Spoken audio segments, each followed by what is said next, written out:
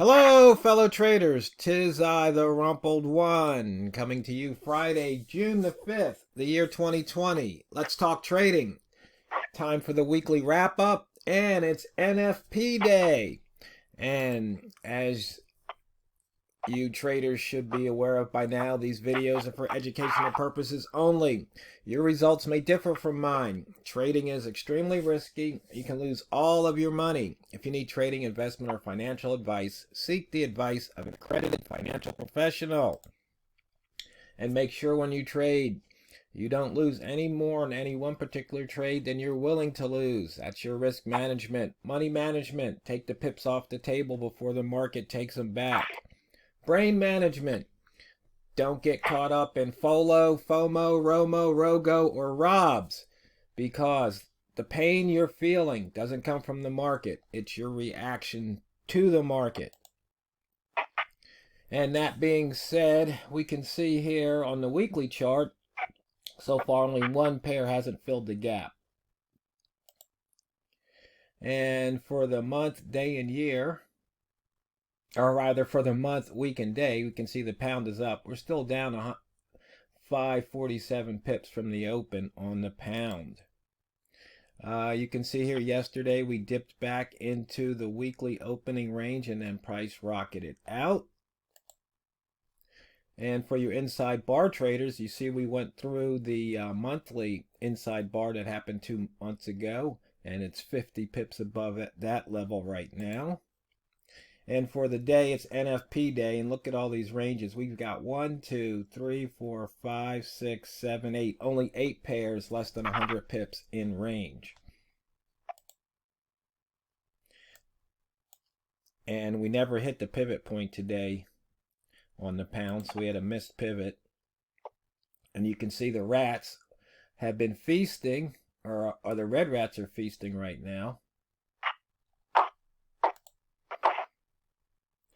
And once again, we did not hit the weekly pivot either. So we got a couple of missed pivots this week on the pound.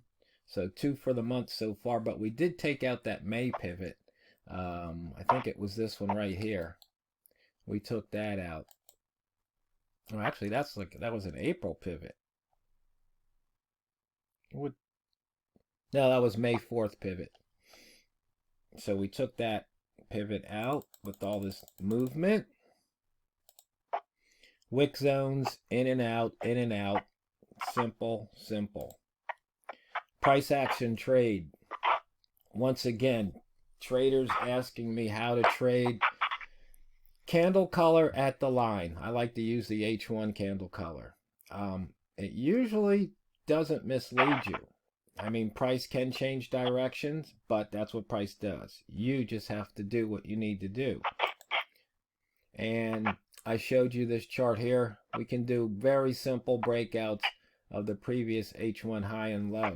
And I've got Walmal on the line. How you doing, Walmal? I'm doing fine. It's been a good week for me, and I hope it's been a good week for all those other traders out there this week. Yeah, and Walmal and I, we were talking about something earlier, and he said we should make a video on that. What was that we were talking about? I'll let you kick it off. The question is that we got to ask ourselves, what's our job? You know, as traders, what's our job? And our job is to make money. Okay, our job is to trade what we see, and the reason why that came up as a topic that we were talking about was we had those numbers that came out, you know, with the unemployment numbers for the U.S., and they were extremely good numbers. And so for that reason alone, if you were just a purely fundamental trader, you'd be biased short big time. But what has the market done today? The market has gone down severely, gone up rather severely. And so we're sitting here right now. The range for today was like 150 pips, something like that, and you know, it's only come off of the high of that, maybe 30 or 40 pips, something like that. But if you traded what you saw, you could have made a lot of money if you just went and traded what you saw as opposed to what you think the market's going to do. And I catch myself doing that all the time. I think the market's going to do this. You know, and I have a bias in this direction. That's not necessarily a bad thing to have a bias in a direction. But the thing is, I got to throw my bias away when I see the market doing something totally different than what I'm actually watching with my own eyes, because my job is to go and see what the market does, and then based on what the market is doing, make my trading decisions. Yeah, that came up because I said something like, we're not supposed to care why it did it. We're just supposed to, react to what the market's doing and make money from it. Doesn't That's matter. Exactly right. Yeah. It doesn't matter why the market's going up today. It really, as a trader, it really truly doesn't matter. The question is, are you getting in on the trades that you need to get into? And now it looks like we may have hit the high for the day, and as was already stated, where we just came out of the red rat zone. So we got the opportunity to go short here. Are we doing that? Are we going and taking those trades as opposed to thinking that the market's got to do this or got to do that? No, I don't really care what I think the market's got to do. What I care about is, am I getting on the right side of the trade? Am I adjusting to what the market has done and is doing? And you said something about easier said than done. Oh yeah, I forgot about that. And that's exactly right. Sometimes it's easier said than done. Because especially you're looking at this run up that we had today. That's a pretty good run up. And so to be honest with you, in that run up, I was biased long. I had lots of green candles. In fact, at one point in time, I looked over at my multimeter, and there was nothing red. There wasn't red to be found anywhere. And so my bias was green, green, green. Go long, go long, go long.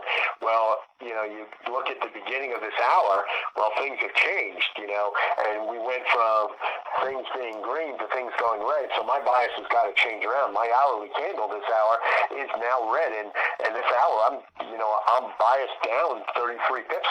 Not only am I biased down, but I've already moved 33 pips to the downside. Now we're coming in with 51 minutes left, 51 minutes into the hour, so it's probably going to retrace a little bit. So that's just based on experience, knowing that that's what tends to happen at the end of an hour. Whatever major direction it went into, it goes and puts in a little bit of a wick from that direction. Yeah, so but I got to go. I don't know if that's going to happen or not. Right. I really don't. So once again, I got to go and trade. Go ahead. No, I was going to just say for the rat traders, just to show you once again what happens here. You had a green candle close and a red candle close. Right here, you want to go short at the low of that red candle. You want to make sure that happens in the rat zone. So here you had a green candle close, a red candle, and you'd want to go short here. Or since this red candle went through the low of the green candle, you could also jump in here on what I call a turn trade, because you see at the top of every run, there's going to be a green candle followed by a red candle. Just like at the bottom of every run, there's going to be a red candle followed by a green candle. It can't be anything else. And that's just, that's just by definition. So it's just real simple to see that.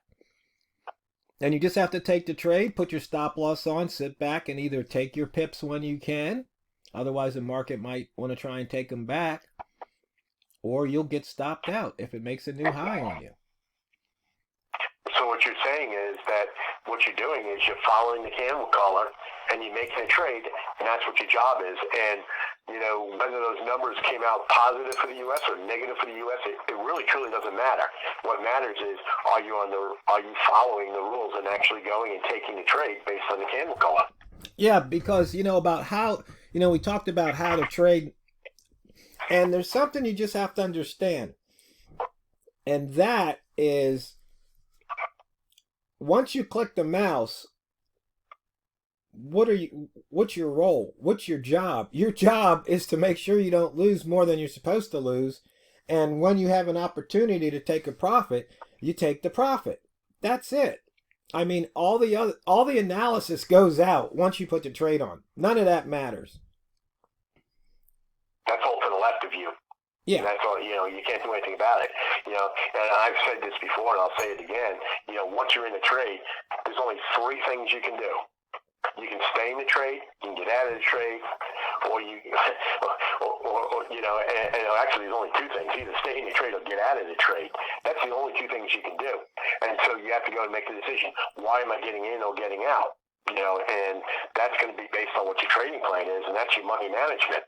And that's what's important here.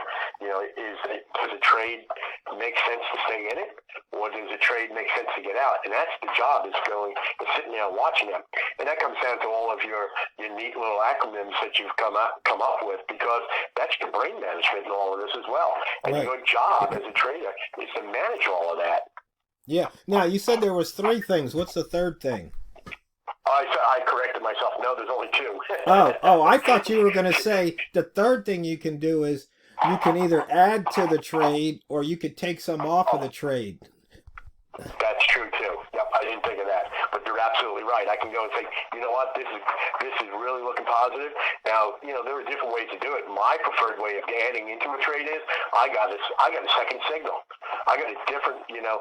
So not only am I in the trade, I've now got another signal to go and tell me it's time to go and add some more to it, or you know, take some off of the trade. And that's my 10-5-1 method. Okay, I've hit 5 pips. Move my stop loss to break even plus 1. So and at that point, what I've done recently is that I'll hit the 5 pips, or I'll hit the 10 pips, and I'll take half the trade off and let the other one run. And if the other one runs and hits my break even, okay, but I got half my pips off the table. Yeah. Oh, and by the way, hello, all you traders over on Forex Factory. Some of you were wondering about me. Yeah, I'm still here. I'm still trading. And yes, I still post over on Crestlick. Yeah, I post a video just about every day. And sometimes I answer questions over there. But I pretty much have switched to the video format. That way I can, people can see the chart move. They can hear what I'm saying. So yeah, hi everybody over there on Forex Factory. I'm still alive. I'm still in the game. I'm still writing indicators. But if you guys want to, hate on me, you go right ahead. I wish you guys all well. Okay. So somebody post this video over there on one of those threads. I mean, they actually got a couple of threads, is TRO still trading and, it's just so funny how they just, some of these traders, I guess they just have it in for me, It's kind of like, like if you got picked on in school, there was some bully. You don't know why, they just had it in for you, or maybe you were the bully and there was some guy you didn't like and you just picked on them. Well, I think part of it is, the reality is what you're stating, what your method is. You got all these indicators, but let's boil it all down. Your method is really one method: trade at the line. When you really get down to it, it's trade at the line. And what your indicators do, all they do is actually basically go and draw lines of interest for you on your chart, and that goes so much against a lot of traditional ways of doing things. And the reason why I was convinced to move over and going and doing it in this method was because I was one of those guys too. I was trading with all those squigglies, with the RSIs and stochastics and all that stuff. And to be honest with you, I was breaking even to maybe making a little bit of money and losing some money. And as I started listening to you, it's like, yeah, that makes sense. Why am I waiting for this indicator that's lagging so far behind and the move is almost done? Why don't I just go and say, this is what the price is doing now. Go and do it. So go and do it and jump into the trade. And so like even earlier, I know I'm running out of time here, but even earlier there was a trade, and I just went and said to TRO, he said, I'm going long, and the reason I said to him was, I'm going long here because I'm putting my money where my mouth is. Yep, he did that. He said that. Yep.